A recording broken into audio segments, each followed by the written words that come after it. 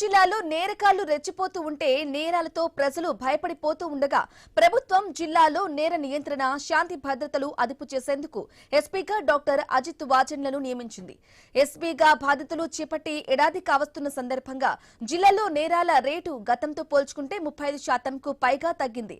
నేర నియంత్రణకు జిల్లా ఎస్పీ ఎలాంటి చర్యలు చేపట్టారు?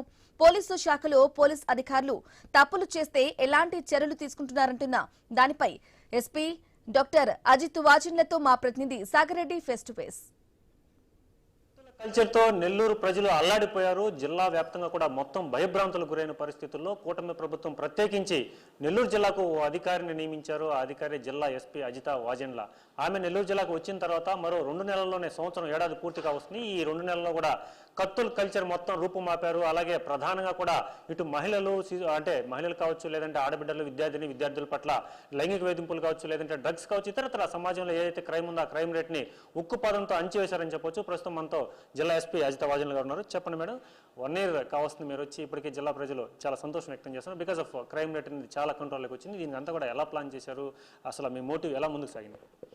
సో ఇది థ్యాంక్స్ టు టీమ్ వర్క్ అండి. మొత్తం జిల్లా సిబ్బంది అంతా కూడా చాలా కృషి చేస్తున్నారు, నిరంతరంగా కృషి చేస్తున్నారు.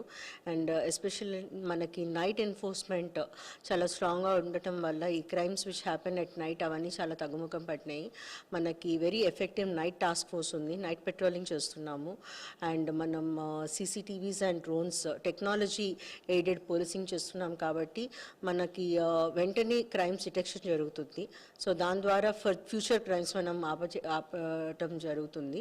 సో ఈ రకంగా మొత్తం సిబ్బంది అందరూ కూడా కలిసి వర్క్ చేయటం వల్ల we're able to show decrease in crime rate in the district. Last ఇయర్కి ఈ ఇయర్కి మనం జూన్ వరకు క్రైమ్ రేట్ చూస్తే లాస్ట్ ఇయర్ 4,000 ఉన్న రిపోర్టెడ్ క్రైమ్ ఇప్పుడు మనకి అరౌండ్ 2,500కి వచ్చింది. సో ఒక 30% పైన మనకి తగ్గుముఖం వచ్చింది దాని మీద. సో ఈ అంతకంటే రెన్యూడ్ స్పిరిట్తో అండ్ పాజిటివ్ ఫోర్స్తో మన సిబ్బంది వర్క్ చేయాలని మనం వాళ్ళ మీద రెగ్యులర్గా కెపాసిటీ బిల్డింగ్ చేస్తున్నాము. ఎస్పెషల్లీ స్మార్ట్ పోలీసింగ్ ఇవి and new criminal laws adaptation వీటన్నిటి మీద కూడా మన సిబ్బందికి రెగ్యులర్గా మనం సెషన్స్ పెడుతూ ఉంటాము. అండ్ వాటి మూలంగా మనకి చాలా పాజిటివ్ రిజల్ట్స్ కనిపిస్తున్నాయి.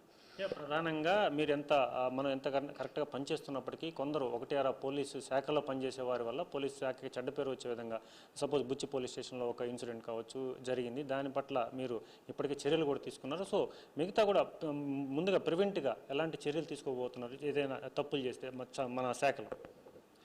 So as you all know it's uniform service discipline force అండి. మనకు కొన్ని సెట్ కాండక్ట్ రూల్స్ ఉంటాయి.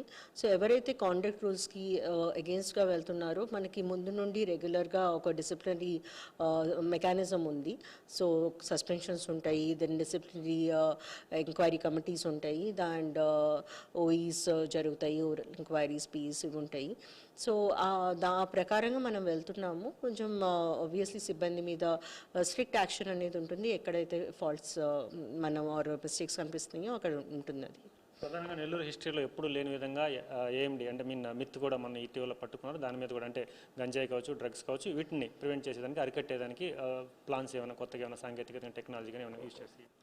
సో మనం ఈగల్తో కూడా వర్క్ చేస్తున్నాము. అలానే మన డిస్ట్రిక్ట్లో కూడా చాలా strong networks for getting information maintain చేస్తున్నాము.